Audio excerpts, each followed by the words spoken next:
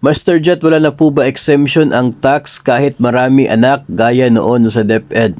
Wala na po. Noon sa pagsimula po ng effectivity nito pong ating train law ay tinapos na rin yun pong exemption na base sa dami ng anak.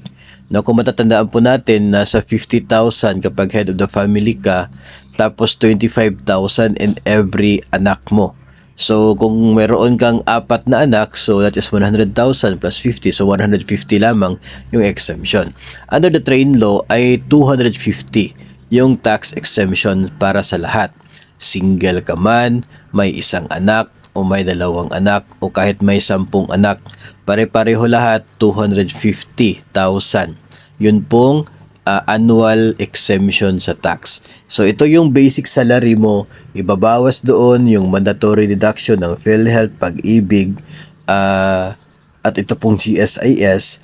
Tapos yung net mo in every month, net doon sa mandatory, i-times mo yan ng 12, no?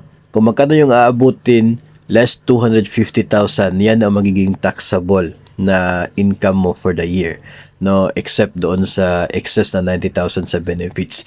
So fixed na po yung 250,000, ano man yung estado mo sa buhay, pantay-pantay lahat yung exemption dito po sa train law. So ibig sabihin po niyan, mga master, ay hindi na po madadagdagan yung exemption mo ngayon kung magdadagdag ka ng anak. Pareho na po, no, wala na po siyang epekto. So yun nga, before kasi ganon ang nangyayari. Sa ngayon, pagdating ng train law, wala na pong basis, ito pong dami ng ating mga anak. Pwede na po tayong kahit wala ng anak, no, o isa, dalawa, dahil wala na, pare-pareho naman po tayo na 250,000 lang yung exemption po natin under the train law po. So, wala na po yung nangyari before kasi sa ngayon, itong train law na po yung ating sinusunod. Sa tingin po natin ay advantage naman po itong 250,000. 'Di ba? Kasi kung doon po tayo sa 50,000 before na exemption kapag head of the family ka, tapos 25,000 sa bawat anak.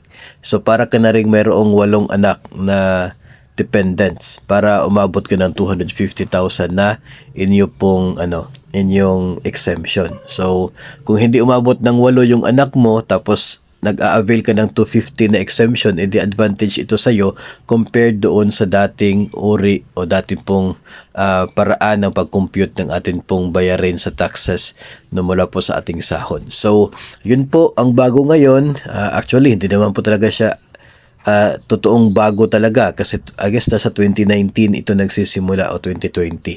So yun po yung atin pong magiging sagot, no, dito po sa tanong kung wala na bang exemption o dagdag exemption kapag magkakaroon ka ng dagdag na anak.